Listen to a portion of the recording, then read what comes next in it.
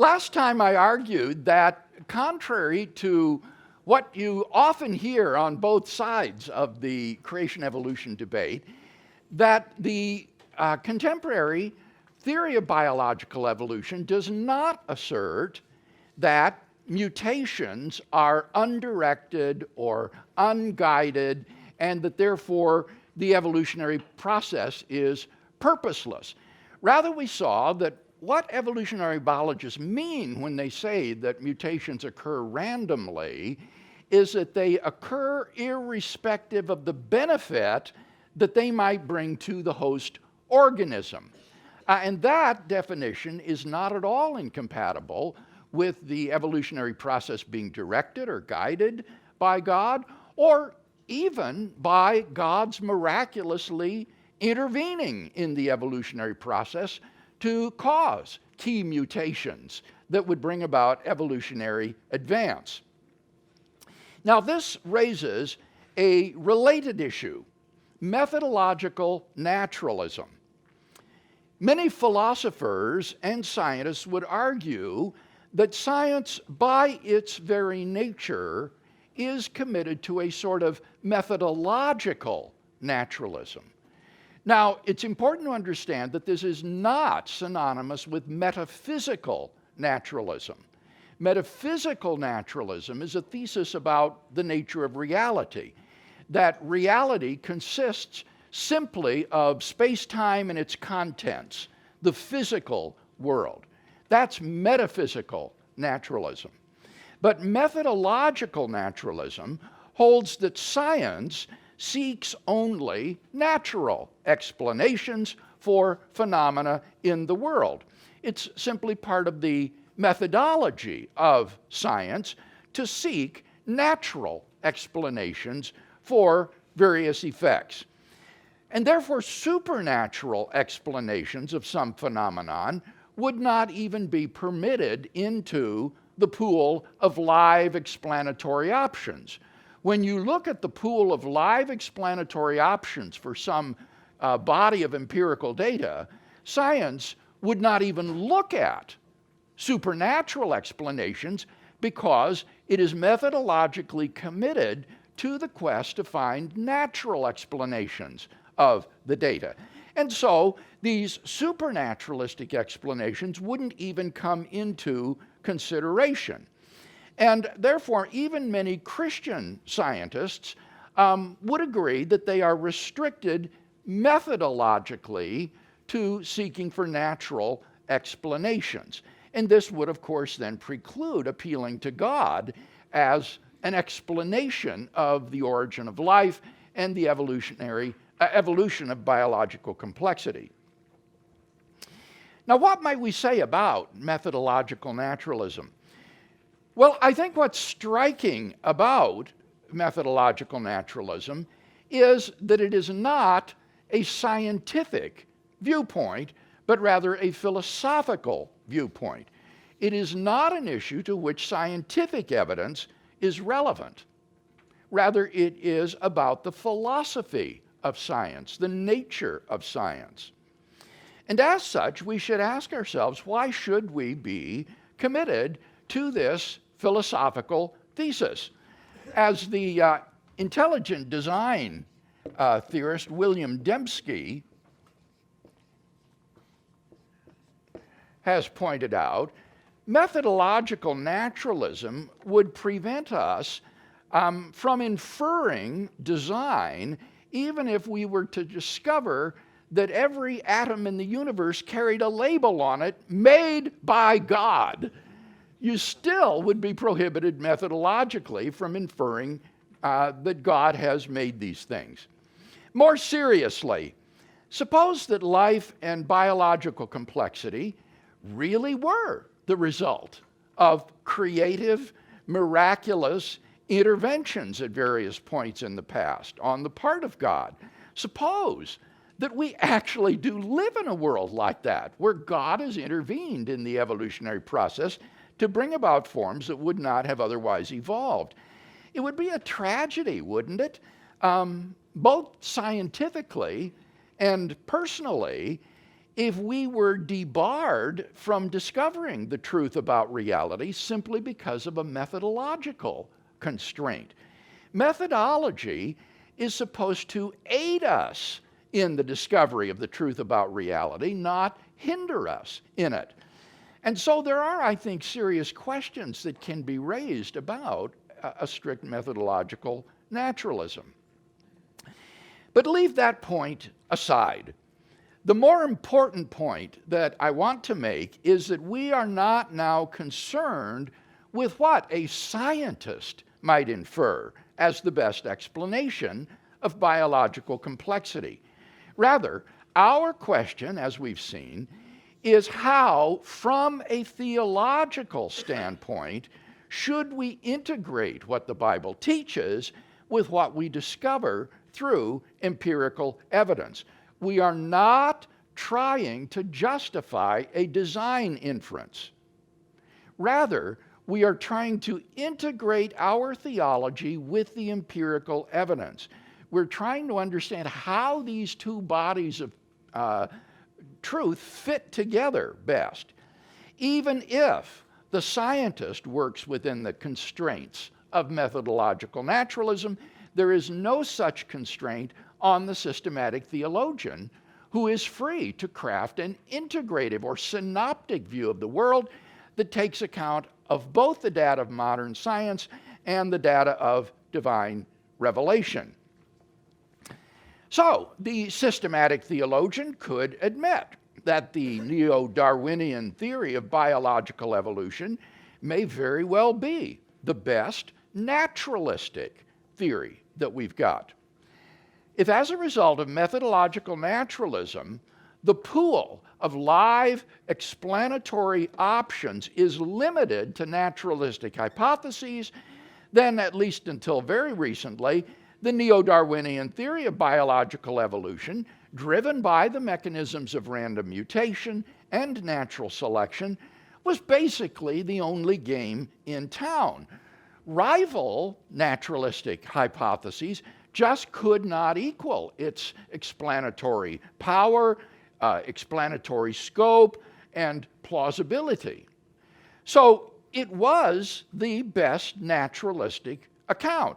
No matter how improbable it might seem, no matter how enormously far its explanatory mechanisms have to be extrapolated beyond the testable evidence, no matter the lack of evidence for many of its tenets, it's still the best naturalistic explanation, because there isn't any other naturalistic explanation that even comes close to it.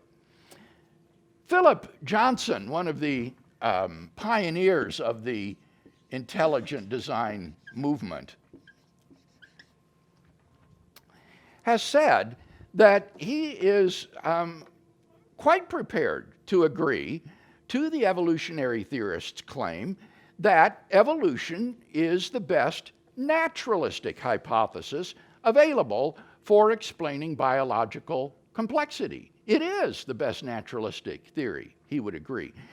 But what he protests is the claim that evolutionary theory is the best explanation simplicator, or the best explanation, period. Were we to admit into the pool of live explanatory options non-naturalistic hypotheses, then he thinks it would no longer be evident that evolutionary theory is the best explanation of the data. So, we're going to approach our question from a theological standpoint and ask how, given the biblical data and the empirical evidence, we should best understand the origin of life and the development of biological complexity.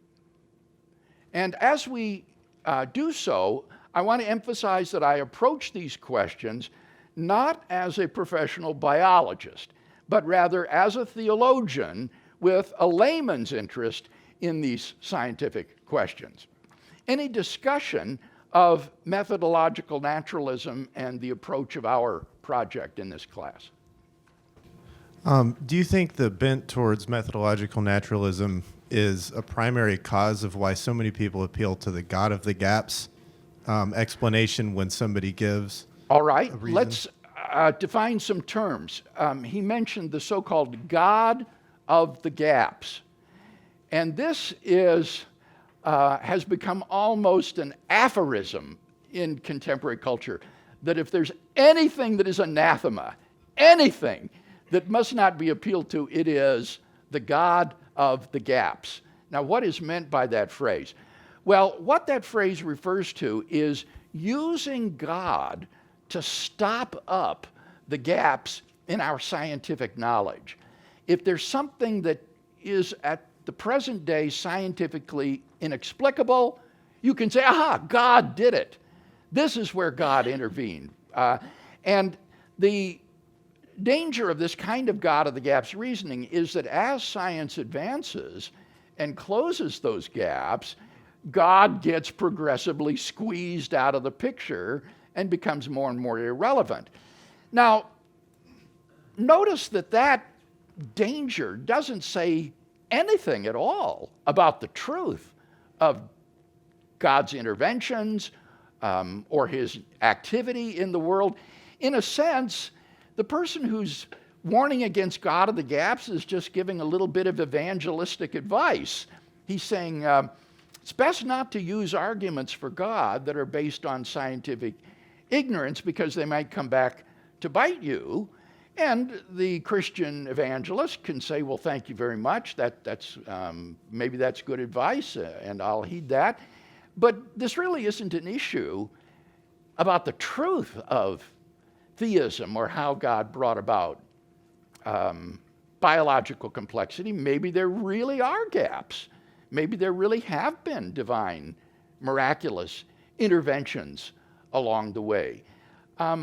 But it's just saying it's sort of impolitic to do this because it could be counterproductive. Well, thank you very much. Now, I do think this is related to methodological naturalism in that one of the motivations for methodological naturalism would be you're not going to be trying to use God as a stopgap measure to plug up scientific ignorance.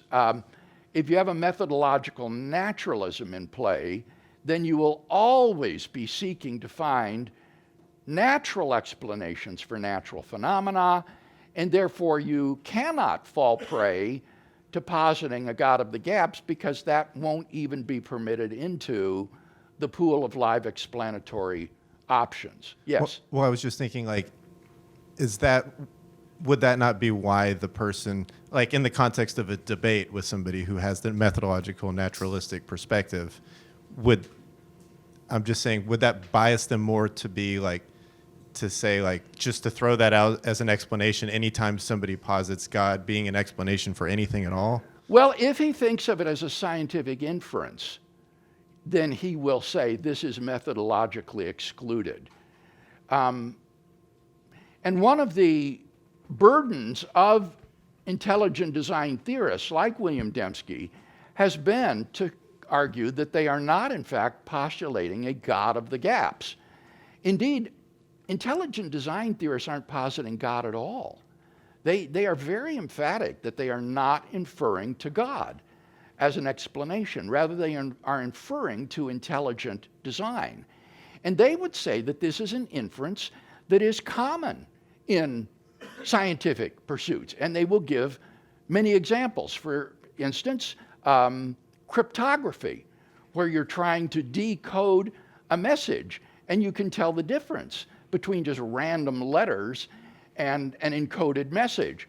Or insurance fraud, where you see whether or not a fire is the result of arson, whether it's been deliberately set, or was this just the product of natural causes. You can infer to an intelligent designer who has set the fire. Or plagiarism charges.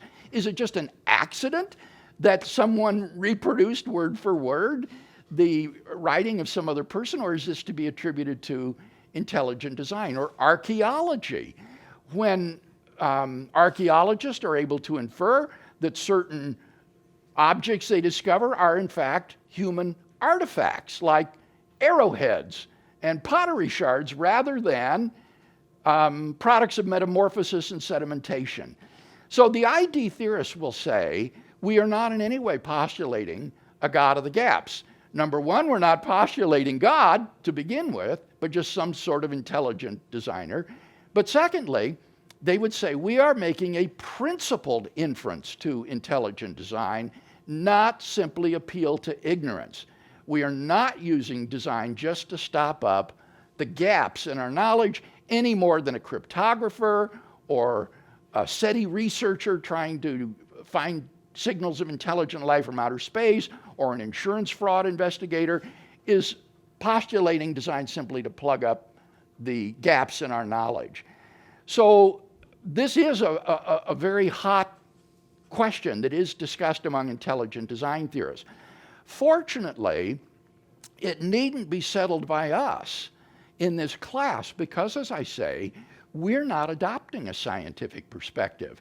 I think that the distinctive thesis of these intelligent design theorists is that they want to argue that the inference to intelligent design is a scientific inference. It's not a philosophical inference in their book. I, as a philosopher, am quite prepared to make philosophical inferences of that sort, but they want to say that the scientist can infer intelligent design, and that therefore he is not bound by this sort of methodological naturalism. But as I say, we are not approaching these questions as scientists in this class. I'm a theologian, a systematic theologian, and so what I'm asking is, given the different sources of knowledge that we have as Christians, physical science, biology, literature, psychology, divine revelation, how do we integrate all of these into a coherent synoptic worldview that adequately takes account of all of these different sources of knowledge? Yes, Brad? I'm very excited about this next part that you are about to do. And what I've always thought of is that those that do not believe in God at all have to have an explanation. So they are grasping for something out there that could have caused these things without God. Yes. And it's not that they're trying to find the best explanation, it's they need some explanation. And therefore, I'm gonna say that macroevolution actually happened, even though there's no proof whatsoever that it did happen. So I'm very interested very much in this discussion. And notice what Brad is talking about here is not methodological naturalism, but metaphysical naturalism. Those who are atheists, who don't believe that there is anything beyond space-time and its contents. And I think, as Brad rightly says, for them, it's the only game in town. It's got to be true because there isn't any sort of supernatural alternative. And you remember last week, I quoted from the naturalistic biologist Richard Lewontin when he says that no matter how absurd the scenarios, no matter what the evidence is, we have an a priori commitment to materialism, and therefore this must be true. And we're not bound by that, I think. Certainly not metaphysically. And I think that it's worth asking, are we even bound by that methodologically? But ultimately, we don't need to decide that methodological question because we're not approaching this through the discipline of science. The one other question. Science is, I postulate this and I test it, and is there evidence? Is it repeatable and all? As we look back over time, there's a different type of science. It's forensic science. So I'm postulating what might have caused this to happen. It's not real science. I don't mean that to sound that way, but it's not. I do it, I have a hypothesis, I test it, it's repeatable, it's never falsified.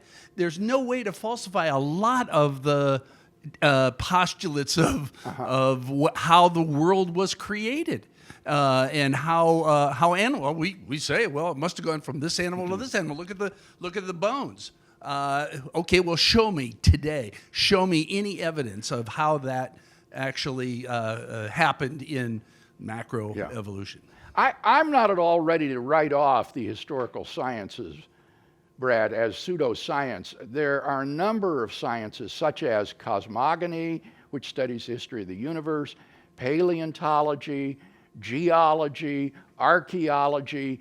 There are historical sciences that don't just study the present, the here and now, but attempt to study the past as well. Sure. And you're quite right. These sciences will be based upon postulating certain hypotheses to explain the observable data, like fossil evidence, for example. It would be, I think you'd agree, absurd to say that these are just, these are not the remains of animals that actually lived, that maybe God put them in the sediments to deceive us, something of that sort. I think any reasonable person would say that these are the vestiges of life forms that used to exist that now no longer exist. And so one will need to explain that. How did they come about? Why did they die? How did they originate? And so forth. And immediately you're embarked upon a historical science. Now, as to whether it can be falsified, someone, I think, has rightly said that these theories can't be falsified. If you were to find, for example, a rabbit in the Precambrian rocks, that would be a decisive falsification of the scientific theory of evolution. So I do think it's falsifiable, but that's not to say that it is the best explanation of the evidence. We'll need to look at that more down the road. Okay, I'm looking forward to it. Okay. Bruce. Hi. I would say in defense of ID and theism, that it's a better explanation for what we do know, not for what we don't know. So I would say the onus on the methodological naturalist is the evolution of the gaps, not the God of the gaps. Yeah, I think that Bruce is making a good point. Dembski, Stephen Meyer, and so forth have all said we are not inferring intelligent design based upon ignorance. It is based upon what we do know about the complex structure of proteins, for example, about the nature of biological complexity, that an intelligent design inference is warranted. Now, that's arguable, certainly, but I think it is far too facile to respond to ID theorists by just saying, well, that's God of the gaps reasoning. That is far too easy. Yes? Question, I've been reading up on Dr. Bart Ehrman's stuff as a natural historian. Would you say that he ends up using the methodological naturalism for his naturalist ideals? Yes. Now, as Greg very perceptively noticed, this same methodological naturalism controls historical inquiry for many historians and even biblical scholars. And if you adopt a kind of methodological naturalism in history that only natural events can explain the phenomena, that immediately means the historian could never be justified in inferring miracles. No matter what the evidence, you could never infer that a miracle has occurred. So when Ehrman comes to the evidence for the resurrection of Jesus, in his teaching company lectures, he grants, even argues for, the historicity of the discovery of Jesus' empty tomb and his burial by Joseph of Arimathea. He agrees to the post-mortem appearances of Jesus to various individuals and groups, and he agrees that the original disciples suddenly and sincerely came to believe that God had raised Jesus from the dead. But he said, we cannot make an inference that God did this. That kind of inference is not one that the historian, as a historian, can make. And therefore, he says, I simply remain agnostic about this. So that would be a perfect illustration of how in another field you have this analogical, methodological naturalism at work. John? Jonathan. So you said that you were speaking of principled inferences, making inferences based on what we do know. But my question was, what do you take to be the necessary and sufficient conditions for a principled inference? So, for example, I could see with respect to like the Kalam cosmological argument how you can infer God because the other explanations aren't just improbable, they're completely impossible. Yeah, but with that's respect kind of to, special case. but with respect to this, we're more so dealing with Yeah. inference to the best explanation. Intelligent design theorists have developed different answers to this question. Dembski calls it specified complexity. It would be when you discover this feature of some event, specified complexity, that you can know that it's neither due to chance nor to physical necessity, and therefore a design inference is warranted. And this will be a combination of being able to establish the great complexity of some event or high improbability of the event, plus an independently existing pattern to which the event conforms. That's called specified complexity. Now, by contrast, the biochemist Michael Behe, who wrote the bestseller Darwin's Black Box, proposes a different feature of phenomena that would justify design inference that he calls irreducible complexity. And this is the complexity of a compound system which is such that if any one of the elements were removed, it wouldn't function at all. The function would be destroyed. All of the elements need to be present and functioning. So that would be a different approach. Another approach would be by Robin Collins, who avoids either of these proposals of specified or irreducible complexity, and he argues on the basis of a Bayesian model of probability theory. He would say that the probability of, for example, the fine-tuning of the universe is much higher on theism and what we know of the laws of nature than it would be simply on the laws of nature themselves and non-theism, and that therefore the inference to theism is justified on probability grounds. So it's a variety of approaches.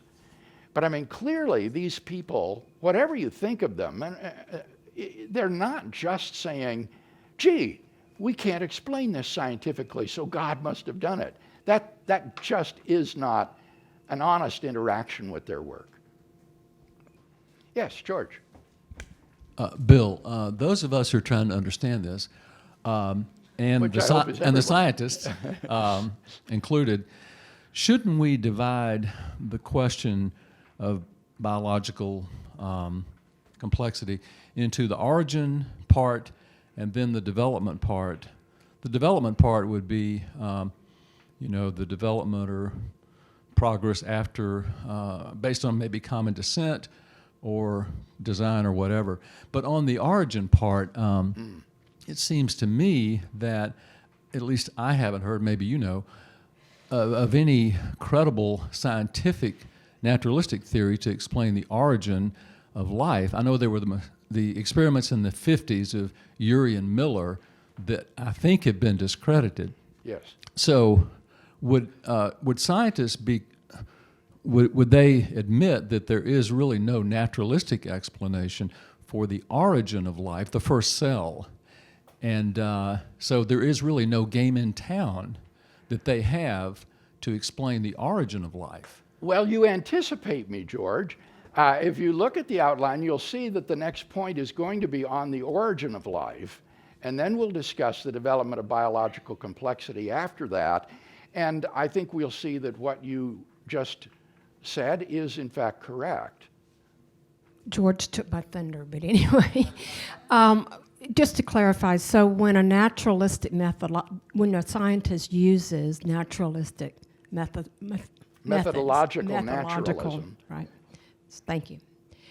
When it gets to the point, the origin of the universe or the origin of life, then they are left with such bizarre explanations that have like oscillating universe that never really had a beginning. Therefore, we can't say there was a cause because there never was a beginning. Or that there was an alien who came to Earth and that's how life started.